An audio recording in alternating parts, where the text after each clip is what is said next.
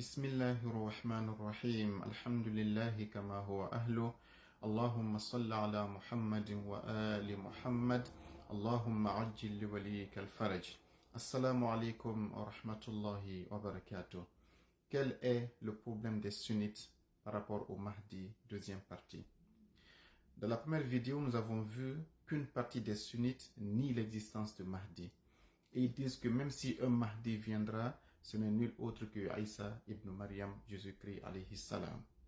Aujourd'hui, Inch'Allah ta'ala, nous allons essayer de voir que même ceux qui acceptent que le Mahdi existe, mais il n'est pas né. Mais c'est impossible qu'il vive pendant plus de 1000 ans. Donc, ils nient sa naissance, ils nient sa présence actuelle. Ils disent que actuellement le monde est vide, il n'y a pas d'imam, il n'y a pas de prophète, il n'y a pas de calife, mais à la fin du monde, un Mahdi viendra. Aujourd'hui, nous allons voir que même cette objection ne tient pas la route. Elle est démentie par le Saint-Coran et par les hadiths du Saint-Prophète Muhammad sallallahu alayhi wa sallam. Commençons par finir les objections ou bien les preuves qui démentissent la première objection des sunnites qui disent que le Mahdi n'existe pas. On avait dit qu'ils se sont basés sur un hadith cité dans Ibn Majah par Anas ibn Malik, la Mahdiya illa Isa ibn Maryam, qu'il n'y a pas de Mahdi si ce n'est Isa. Alors que dans Sahih Muslim, qui a un degré d'authenticité plus important que Sunan ibn Majah, voilà ce que le prophète a dit dans leur livre, les sunnites. Ils disent que an Abi Hurayra, قال رسول الله صلى الله عليه وآله وسلم كيف أنتم. Il dit, ô vous la communauté musulmane, comment est-ce que vous serez إذا نزل ابن مريم فيكم وإمامكم منكم. Quel état et dans quel état seriez-vous lorsque Isa descendra alors que votre imam est parmi vous? Wa imamukum minkum. Le prophète donne deux entités différentes, deux personnes différentes. Donc ils démentissent ceux qui disent que le Mahdi et Isa sont une seule personne. Le prophète dit non. Lorsque Isa descendra, votre imam, le Mahdi, sera parmi vous. Donc ça c'est pour finir un peu ceux qui disent que non, le Mahdi et Isa sont une seule personne. Même dans Sahih Muslim c'est faux. Et on verra que le prophète est allé plus loin dans Muslim, une autre partie. Il dira que lorsque le Mahdi descendra, Isa le trouvera à la Mecque. Et quand il sera l'heure de prier, Mahdi va dire à Isa, dirige la prière. Isa va dire à Mahdi, non, c'est à toi de diriger la prière. Nous reviendrons sur le hadith, Inch'Allah ta'ala, avec les explications hallucinantes qui impliquent ce hadith-là. Tout cela, c'est pour nous dire qu'il y a deux personnes distinctes. Il y a le Mahdi et il y a Isa ibn Maryam. Pour finir, toujours par rapport à la première objection qui dit que le Mahdi n'existe pas, disons que nier l'existence du Mahdi, c'est démentir tous les versets dans lesquels Allah a promis la victoire à sa religion. Et dans le Saint-Coran, essayons de voir que Dieu a été très pédagogique. Il a commencé par dire d'abord, moi Dieu, j'aurai la victoire à la fin du monde. Ça c'est dans la sourate Al-Mujadila au verset 21. Bismillahirrahmanirrahim. Kataballahu la'aghlibanna ana wa rusuli. Dieu dit, moi Dieu, j'ai décrété une chose. Quand Dieu dit kataba, c'est inéluctable et c'est irréversible. Il dit, moi Dieu, j'ai décrété que je vais remporter la victoire sur terre, moi ainsi que mes prophètes. Donc Dieu attribue que la terre là, même si Satan aujourd'hui a tout ce qu'il a, moi Dieu, c'est moi qui aurai le dernier mot, c'est moi qui aurai la victoire. Et si on voit le cours actuel des choses, quel est le pays qui va défendre l'islam? Il n'y a même pas une seule voix. Il y a combien de divisions, de guerres dans les pays islamiques? Comment les chefs arabes qui auraient dû être vraiment les symboles en matière d'islam, comment ces chefs-là vont se saouler en Occident, boire l'alcool, avoir des hôtels, payer des châteaux là-bas, avoir des filles, faire le zina, exactement tout ce que le Coran contredit. C'est pas ces gens-là qui vont aider Dieu à être victorieux. Il faudrait forcément qu'il y ait quelqu'un, un homme divin qui va permettre à ce verset de se réaliser. Et cet être divin, c'est qui? C'est le Mahdi. Donc si Dieu dit, je jure et je décrète que je vais avoir la victoire, je vais dominer ce monde, c'est le Mahdi. Le prophète a dit que quand le Mahdi viendra, c'est le Mahdi qui va remplir la terre de justice et de paix, comme elle fut remplie auparavant d'injustice et de tyrannie. Deuxième verset, c'est dans la sourate At-Tawbah, verset 33. Bismillahirrahmanirrahim. هو الذي أرسل رسوله بالهدى ودين الحق ليظهره على الدين كله. Dieu dit, c'est lui qui a envoyé le prophète Mohammed. Avec quoi? Avec la guidance et la religion de droiture, qui est l'islam, لِيُظْهِرَهُ عَلَى الدِّينِ كُلِّهِ, pour que l'islam triomphe sur toutes les autres religions. Dieu dit que j'ai envoyé Mohammed afin que l'islam at-ta'lil, c'est pour dire que je l'ai envoyé pour tel objectif, c'est pour que l'islam triomphe de toutes les autres religions. Aujourd'hui, l'islam n'est pas la première religion du monde. Les chrétiens, le catholicisme, les chrétiens sont plus de 2 milliards. Il y a des bouddhistes, il y a des hindouistes, il y a plein de personnes. Et le prophète Allah dit que, dans la sourate At-Tawbah, verset 33, que l'islam va dominer la terre. Quand est-ce que ça va se passer? Avec qui?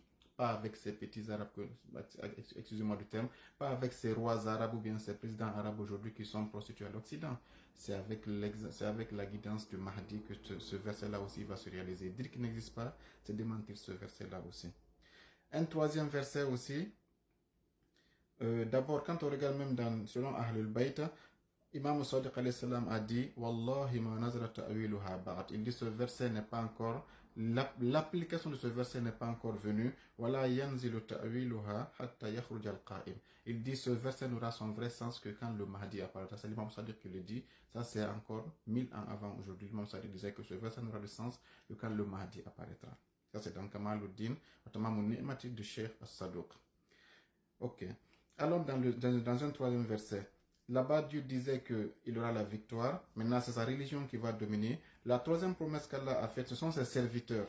D'abord, lui, ses prophètes et sa religion, c'est eux qui vont dominer. Mais même ses serviteurs qui sont les musulmans, il dit, Surat Al-Anbiya, verset 5, il dit, وَلَقَدْ كَتَبْنَا فِي الزَّبُورِ مِنْ بَعْدِ الذِّكْرِ أَنَّ الْأَرْضَ يَرِثُهَا عِبَادِيَ الصَّالِحُونَ. Dieu dit, moi Dieu, j'ai décrété que cette terre-là, elle sera héritée par mes serviteurs qui sont les pieux. Ibadi, il les a collés à lui. Ce n'est pas n'importe quel ibad, ce sont ses vrais serviteurs, as-salihuna, qui sont les pieux. Quand on dit salih, ce sont des personnes qui sont tellement d'un degré élevé que même Ibrahim, alayhi salam, il a dit Walhiqni bis salihin. Il dit Dieu, fais-moi rejoindre les salihin. Dieu dit que ce sont ces gens-là qui sont très élevés, que même le prophète Ibrahim rêve d'être parmi eux. Ce sont eux qui vont diriger la terre à la fin du monde. Et qui sont ces gens-là? Quand on demande à Ahlul Bayt alayhi salam, à Cheikh Tabarsi, rahimahullah, fi tafsir al-aya, il a dit quoi? Que l'imam Ja'far al-Sadiq alayhi salam a dit Hum ashabul Mahdi. Ce sont le Mahdi et ses compagnons qui sont ces gens-là qui vont diriger la terre. Ça montre donc que Dieu a promis beaucoup de choses qui vont arriver à la fin. Ça dans la sourate Al-Anbiya, verset 5. Dire que le Mahdi n'existe pas aussi, c'est démentir ce verset-là aussi.